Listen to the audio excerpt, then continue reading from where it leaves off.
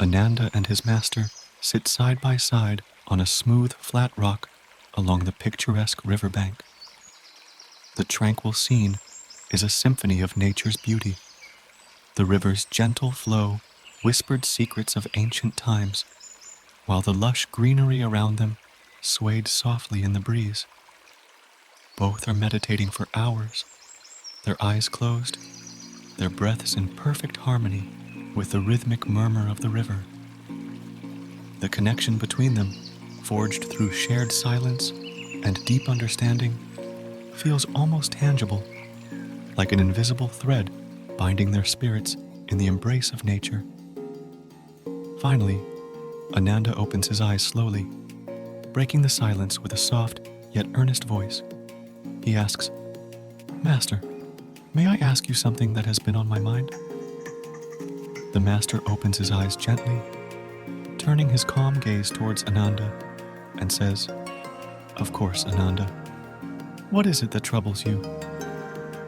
Ananda hesitates for a moment, gathering his thoughts, then speaks with a mixture of curiosity and reverence. He asks, "Does God exist?" The master looks at Ananda, a wise and knowing smile spreading across his face. He senses the depth of Ananda's question and prepares to answer in a way that will guide his disciple toward understanding.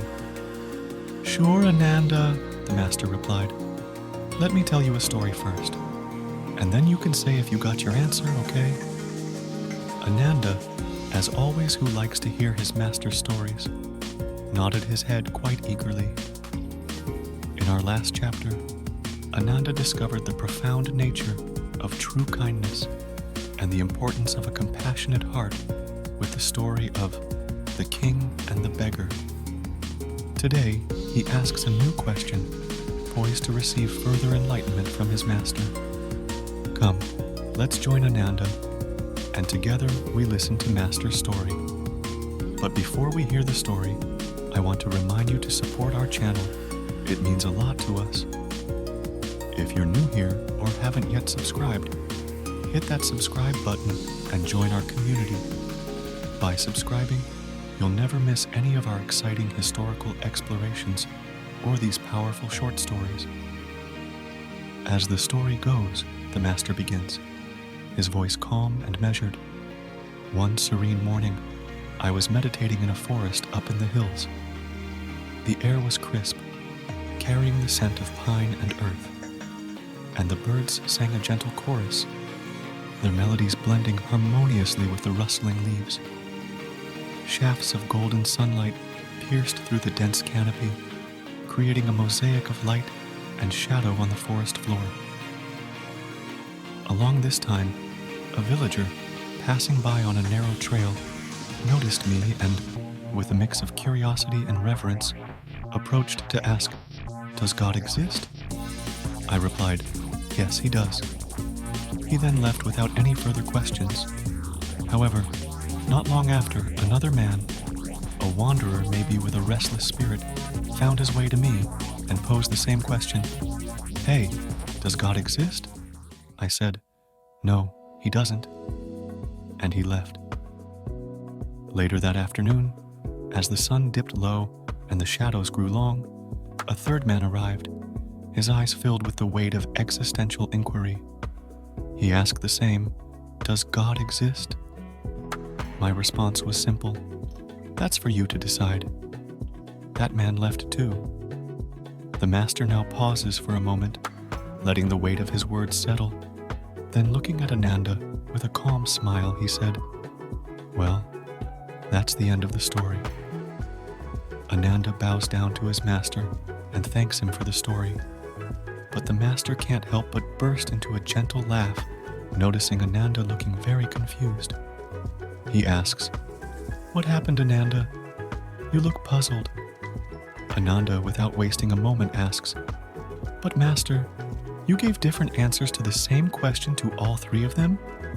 Isn't there one truth?" The master, expecting this question from Ananda, smiles and explains, "Ananda, each person is different, and they all have their way of finding the truth. Each one of them approaches the truth in their own way. The first person believes what they are told, trusting in the words of others without question. The second person is a skeptic, challenging and questioning everything they hear. The third person is a seeker, searching for answers independently, driven by curiosity and a need to understand. It is their natural form of nature. Truth doesn't follow a single path. It's like a vast, open landscape with countless trails. To truly grasp it, everyone must embark on their unique journey, exploring and discovering. Master, I understand now, Ananda said in delight. The journey to understanding is deeply personal and unique to each individual. The master looks at Ananda very pleased and says, "Yes, Ananda. And while on this journey, it's important to honor and respect the diverse paths that others take, knowing that each one is a valid way to the truth." As the story ends here, I hope you liked this video and found value in this story. Please give it a thumbs up, share it with your loved ones, and hit that subscribe button to join our community. Your engagement means the world to us and helps us continue to provide enriching content. Please ensure to hit the bell icon too, so that you never miss an inspiring story or valuable lesson from us. Thank you and God bless.